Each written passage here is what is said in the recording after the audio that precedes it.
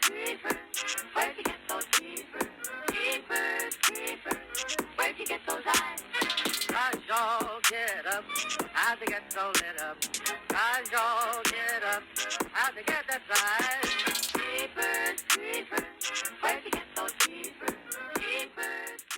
Hey, what's up guys, it's Bakes. Thank you for joining me here for shelf number 9 of my Shelf by Shelf series. And yeah, I'm just going to get straight into it because I'm sure you guys would know how long these videos normally take. So the first one here is my Nightmare on Elm Street franchise. It's got all the movies besides the remake, but we'll get to that. To go through the films individually quickly, the first one, the OG, is a classic, so I won't dwell on that one too much. Part 2, Freddy's Revenge. I'm happy that that's a movie starting to get more love. I hear more people give that movie more appreciation over time. I've always loved it. I understand, it sort of breaks the rules of the franchise very early on, but I've always loved Part 2. Part 3, Dream Warriors, is also really awesome, just lots of fun. Part 4, Dream Master, and Part 5, Dream Child. I really like the inventive kills, and Freddy's awesome in them, but the stories kind of lack for me. Part 6, Freddy's Dead, is just terrible, and Wes Craven's New Nightmare, which is Part 7, is awesome. I love New Nightmare. I think it's genuinely the scariest out of all of them, so yep, there's just a quick insight of the franchise. And then you have the remake, which it does have things that kind of work for it, but overall, it's not amazing. It's not the worst in the franchise. I think it gets too much hate, but it's also pretty bad. Nightmares. This one's sort of hard to describe. It's almost like an Australian Giallo. You sort of don't know who the killer is. There's this mystery going on with it. Yeah, it's a weird one. The movie's not fantastic either, if I'm being honest. Let me change my angles here, because I was standing up, but I think I have to get lower for this shelf. Next up, I have Night Tales, hosted by Flavor Flav. It's actually not as bad as it looks. It's just 2 short films, Karma and The Storm, and they're actually both not too bad. It's low budget, but yeah, as I said, not as bad as it may look. Here we have Jordan Peele's Nope. Probably Jordan Peele's most decisive film to date, but I loved Nope. Yeah, just super entertaining, and I've said so many times before, I love alien horror movies, and that's probably the most unique one that we've seen in a while. Here I have Robert Edgar's The Northman. Not straight up horror, but sort of exploitive action, and for what it was, I actually really enjoyed this one. I was very iffy on it going in, but no, I ended up having a really good time. I enjoyed The Northman. Here we have a real classic, Nosferatu. Yeah, old school black and white silent film. Yeah, it's Nosferatu, what can I say?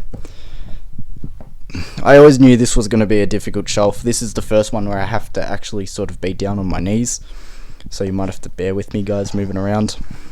Not Quite Hollywood. This is a documentary on Australian horror movies and exploitation, and yeah, this was actually just really entertaining, and it was fun to go through all these subgenres of, as I said, Ozploitation films. Yeah, really good documentary if you want to check it out. Jim Carrey in The Number 23. I always like seeing comedic actors and, actors not known for certain genres taking on, genres that they're not known for. But not a bad movie, not great either. The Nun. Yeah, not a great movie, not a great installment in the Conjuring franchise. I'm actually kind of hopeful for The Nun 2, which isn't out yet. I think it comes out next month. I'm kind of hoping it does like sort of what Annabelle Creations did for Annabelle. Annabelle was terrible. Annabelle Creations came out and it just sort of made it a bit more fun and refreshing, and I'm hoping that's what The Nun 2 does, and my prediction is that it will, but maybe that's just wishful thinking. Oculus. Yeah, really creative film and really unique. These siblings basically versing like this cursed mirror. Yeah, really cool. Of Unknown Origin, killer rat movie. Really fun though. The Offering. I've seen this one not too long ago, but I'm not gonna lie, I don't remember it too well, so Yep. Old Boy, Park Chan-wook film. Yeah, I'm sure everyone knows Old Boy. Very brutal. Long movie as well. I'm not gonna lie, I probably don't love it as much as other people, but it's not a bad movie either. Here we have the Omen Trilogy. I mean, the Omen's a classic, and I'm not gonna lie, I'll give you a little bit of an inside fact of myself and the Omen. I used to hate the Omen growing up. I just found it to be really boring, and I never really got the hype, and that was after a couple of watches and everything. I just couldn't really understand it. I sat on it for a few years and eventually gave it a rewatch, and I really like the Omen now. And I find the Omen 2 to be extremely underrated. It's a bit more goofy and not quite as straightforward as the first one, but not bad. And then the Omen 3 also isn't terrible, which is weird. I think the Omen franchise might be really underrated, because The Awakening is a made-for-TV sequel, and it's not great, but again, has its moments. It's actually not terrible. And then the Omen remake, which is probably the weakest out of all of them, purely because it's just unnecessary. It's pretty much shot for shot the exact same as the first film, and it's like, why not change it up just a little bit, take a bit more of a fresh take on it. So it's probably unnecessary more than everything. Open Water, sort of Blair Witch meets Jaws. That's pretty spot on. Killer shark movie, leave it at that. Orphan, I've said before on my channel how big of a fan I am of Orphan, and especially my family as well. We all love Orphan, and we also all like Orphan First Kill. It's not as good. It's a bit more ridiculous, and I'm happy they went with that approach, because the idea and bringing the franchise back for a prequel so further down the track, I think it was the right approach to do it like that, but not a bad movie either. The Orphanage, creepy ghost movie. What country is this from? Spain? I can't remember, but good movie. The Others, I actually haven't seen this movie in a long time, so it's not too fresh in my brain. I think it was alright. Ouija, or Ouija, whatever you pronounce it. Not a good movie. The prequel, however, Ouija Origins of Evil, more fun. Kind of like what I was saying about Annabelle Creation. Sort of just took it less serious, just chilled out a bit, and made a better movie.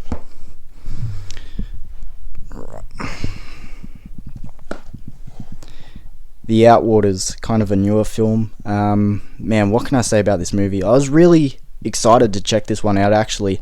It was very 50-50 what I was hearing from people. Some people were saying it's the best found footage film since Blair Witch Project, and other people were saying it is a snooze fest, and I'm not going to lie, I probably fall on the hand of calling it a snooze fest. The first 2 acts in this movie were such a drag. It's like, what the fuck am I watching? And by the time things start to get interesting, it's just all attention has gone out of the window. I wasn't a fan. Overlord, a war horror movie. Actually not too bad. P2, a Christmas horror movie that takes place in a parking garage. This one I hear a lot of people kind of shit on, but I actually don't mind it. At least it's entertaining, that's all you can really ask for. Alright. Pan's Labyrinth, classic, what can I say about it?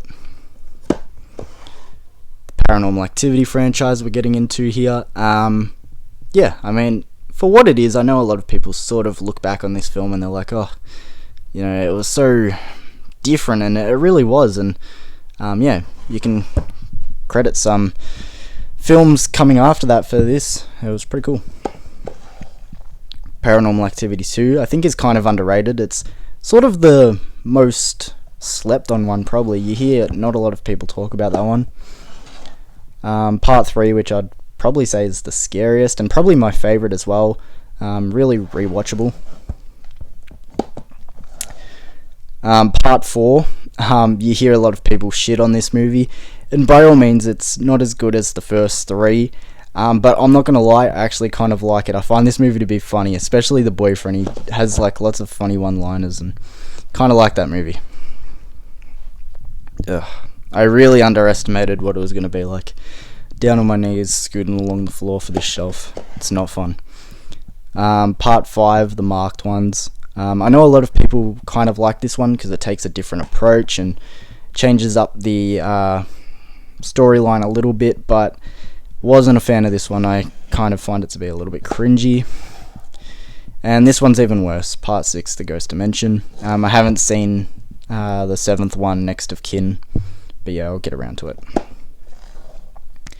Paranormal animated horror movie. Paranormal is awesome. I rewatched this one maybe like just short of a year ago, something like that. Man, I forgot how fun this movie is. Paranormal is awesome. Really enjoyable movie. Patrick, a Australian horror movie. Yeah, pretty much fits in with what I was saying about not quite Hollywood. Perfect one to bring up when you're talking about Ozploitation. Just really fun Aussie 80s horror movie.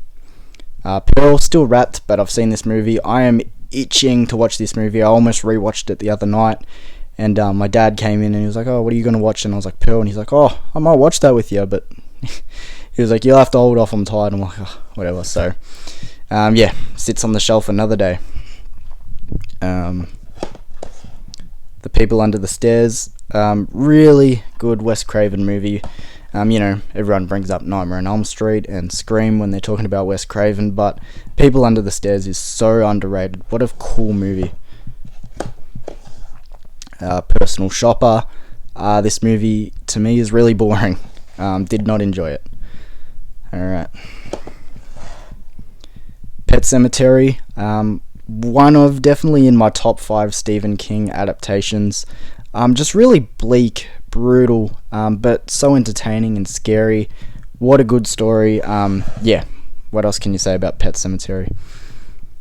Pet Sematary 2, different approach, you know, takes it more lighthearted and goofy, but man, this movie's fun. And yeah, I don't understand when people say they don't like this movie. It's like, what, you don't like fun, you don't like entertainment? Yeah. The Pet Sematary remake, actually not too bad. I feel like this one gets too much hate. I mean, obviously, as I said, I'd prefer to watch the OG, but not terrible. Not terrible. The Phantasm franchise. When I did my review of Phantasm 2, I sort of spoke about how this was a franchise I was sort of newer to. I always knew that this was a you know, a big horror franchise and everyone really enjoyed it, but I was always late to this franchise, hadn't checked it out till very recent, and I'm not gonna lie, I'm not the biggest fan of any of these movies. I feel like they get progressively worse, so obviously the first one is my favourite. Oh, sorry guys, my arms are killing me. As I said, crouching down here on the floor, on my knees. Oh, it's doing something. Phenomena. I'm happy I executed the title of that name because I always butcher it. But yeah, Phenomena is a really entertaining movie. Dario Argento, classic. Speaking of underrated found footage movies, Phoenix Forgotten. I've done a review of this movie. It's a found footage / mockumentary about these kids who went looking for UFOs, and yeah, the story goes on from there. OG classic, Piranha, fun movie. Piranha 2, The Spawning, not nearly as good at all. Ugh. Really underrated remake, Piranha. Man, this remake's good. It is so much fun. Yes, it's ridiculous, it's over the top, CGI, blood everywhere, but man, this movie is so fucking fun. Again, just if someone says they don't enjoy it, it's like, what, you don't like having fun? Piranha Double D, still fun, not as good, but yeah. A classic Hammer horror film here, The Plague of the Zombies. Yeah, wasn't a big fan of this one, kind of boring. Robert Rodriguez, Planet Terror. Man, this movie was fun. It's been a while since I last checked it out, but really enjoyed it. Yeah. Oh, some of these are getting stuck together. I find it to be the newer movies that have sort of just come out of their plastic sort of stick together, but Play Dead. This one sort of let me down. I thought it was going to be kind of this it is one location, but like her on the table pretending to be dead, narrowly escaping an autopsy, but it sort of turns into this slasher cat and mouse, and I don't know, I was a little bit let down, but Jerry O'Connell does a really good job as the villain in this one. Ooh.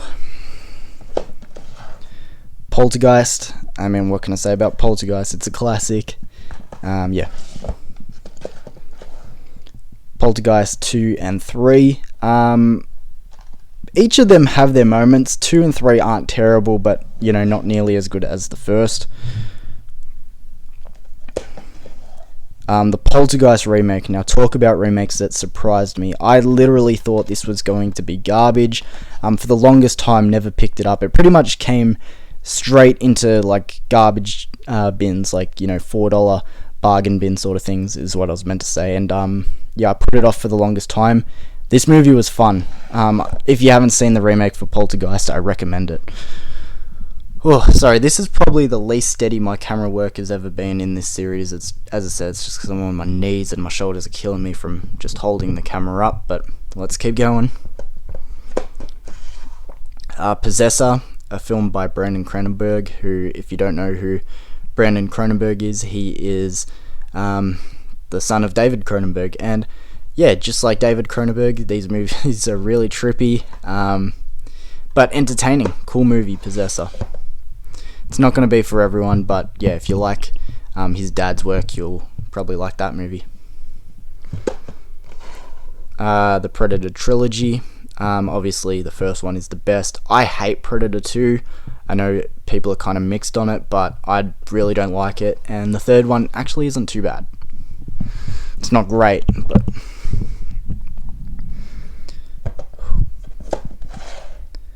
Predator, or The Predator. This one was alright. Kind of forgettable though. Pride, Prejudice, and Zombies. I was not a big fan of this movie. Yeah, really boring. Primeval. Underrated killer crocodile movie. You know, takes one of those more realistic approaches. It's nothing too over the top. Like these people travel to Africa, and yeah, there's this giant croc in the river taking people out. Underrated film from John Carpenter, The Prince of Darkness. I hear a lot of people sort of mixed on this one. I really like this movie. I find it to be a lot of fun.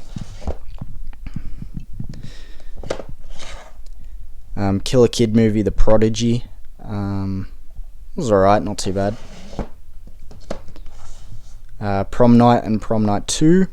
I much prefer Prom Night 2. I find Prom Night to be a really overrated classic slasher. Like, you'll hear it get brought up a lot, but honestly, I don't think it has much going for it. Prom Night 2 changes it up to a supernatural slasher, and yeah, find it to be a lot more fun. Prom Night 3 continues the story from Prom Night 2, so keeps it with a supernatural slasher. A bit more comedy thrown in there. Not a bad movie again. Almost done with this shelf. I'm saying that to myself because my shoulders are burning. The Prom Night remake.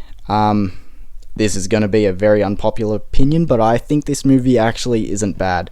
I mean, it's... yeah, I'm just going to leave it at that because people are probably frying me in the comments right now. Prometheus, not going to lie, never seen it. Still yet to watch. And last one for this shelf. Prowl. And what a movie to end on, because this movie is really bad. Not a big fan of this movie. Vampires, yeah, but just not very cool. Alright, there we go, guys. That is the end of Shelf 9. As I said, sorry for that camera work. That was probably my worst camera work for this series so far, but as I said, on my knees, scooting back as I go, and then my shoulders are killing as well because I also got to hold the camera up. But I'll be back with shelf number 10 soon, but thank you for joining me again in this series, guys, and I'll see you for that episode soon enough.